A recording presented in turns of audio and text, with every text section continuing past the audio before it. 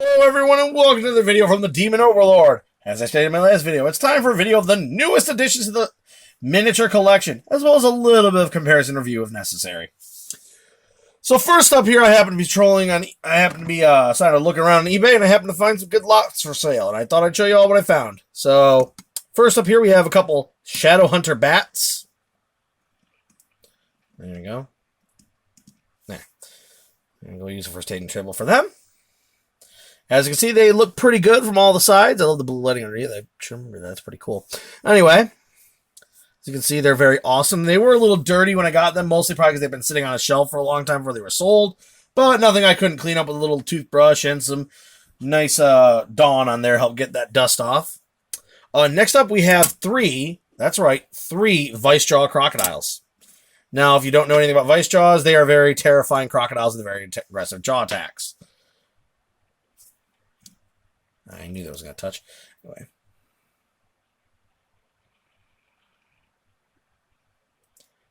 I think that worked.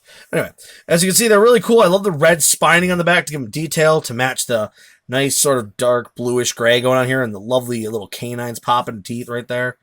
Looks really nice. They are pretty big. They're probably the limitation of how a crocodile can be before it has to be considered a giant crocodile.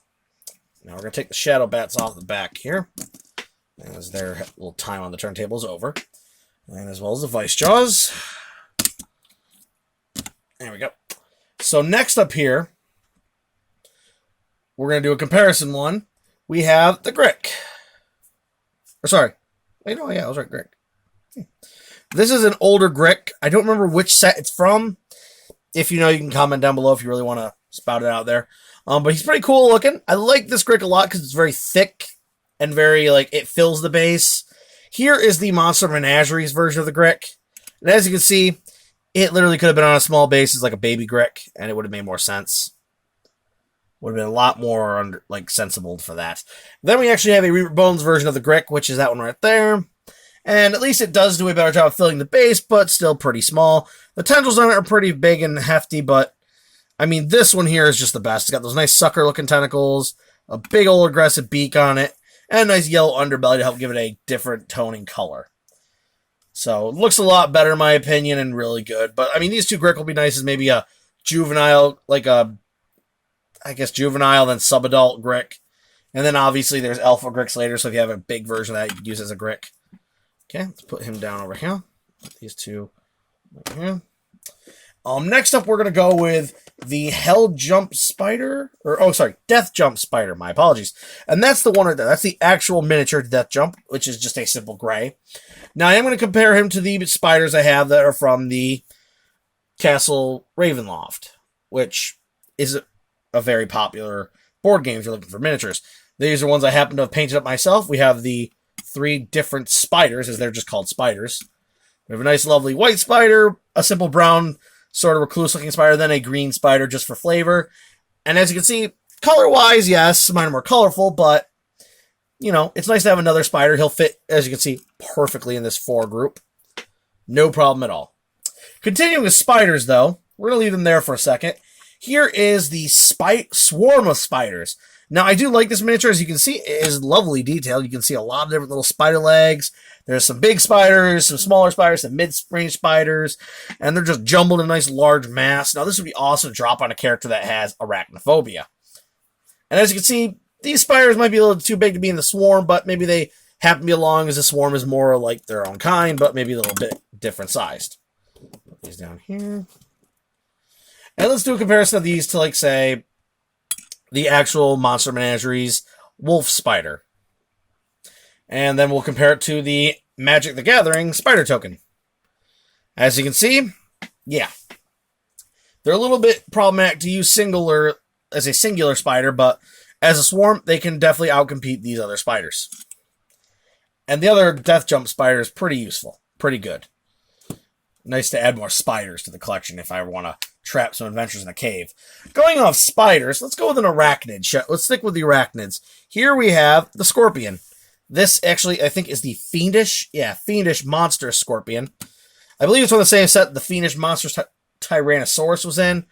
But look how cool he is. Compared to the other, giant scorpion, I just like his style because he's got the big fat claws, The big hefty tail, those red little stingers and piercers, as well as his jaws. It makes him look more interesting to look at. The other ones are just way too small for the large base they're using. And yes, his base is slightly smaller, but he literally is going over it, which makes him literally look massive.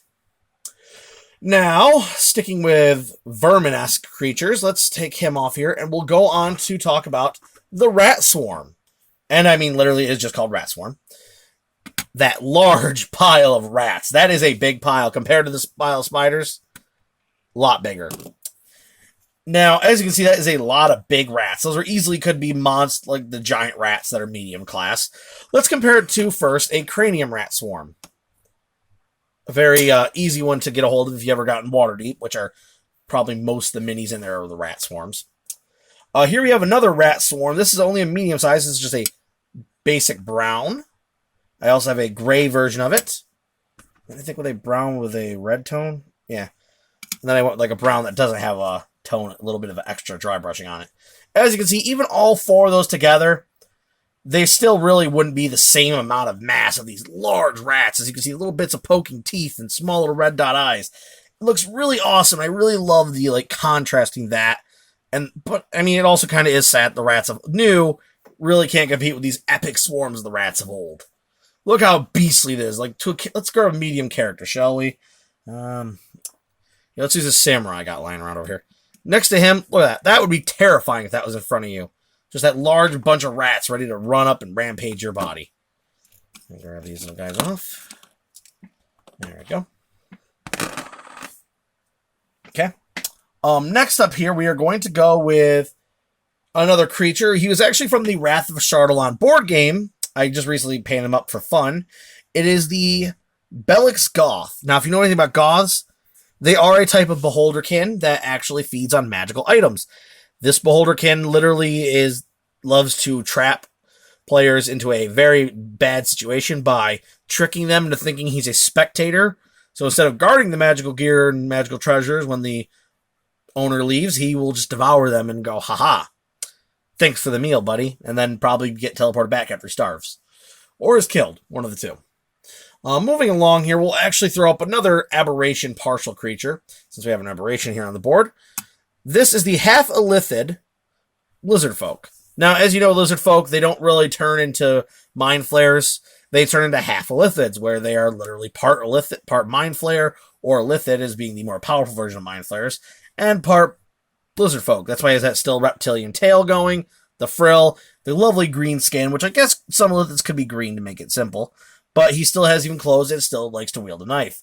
Now, I've seen these things, they actually do have a psionic blast, and it is pretty powerful, surprisingly, for being a half-breed elithid. And they're probably pretty useful, as they are, I believe, half-elithids of lizard folk-wise are pretty loyal. So, pretty interesting. It's always good to get another one of these bad boys on the board, or in your library to use against your party. Next up, we're going to go with the Troglodyte Fighter. But I think it's just a regular troglodyte. I've called it a fighter, but really it's just a regular troglodyte. This would definitely be good for a player character who wants to be a troglodyte or a lizard folk if you really want to use him for that, because he does have a little bit of a crest going there. He does have a small little, I guess you'd call it a short sword weapon. He has armor and gear on, so he does look like an actual player character, which makes him more useful. So, moving on from him.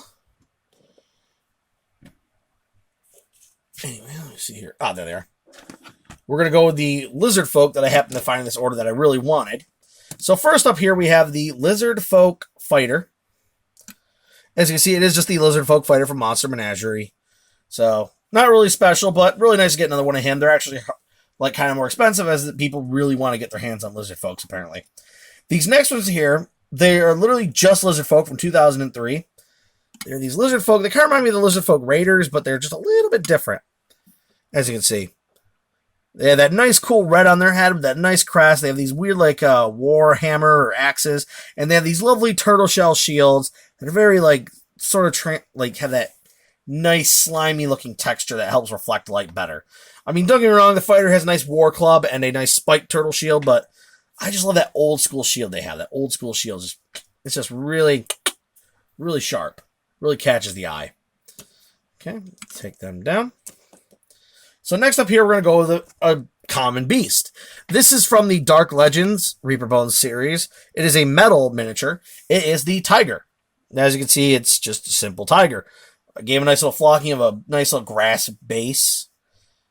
As you can see, they actually used a piece of grass as his actual connection to the base for his larger base piece right here that you can't see because of the flocking really well. But yeah, he's just a lovely tiger. I gave him a little yellow eye touch just because, you know, when you're looking at them in the dark or something, you see those yellow eyes staring at you.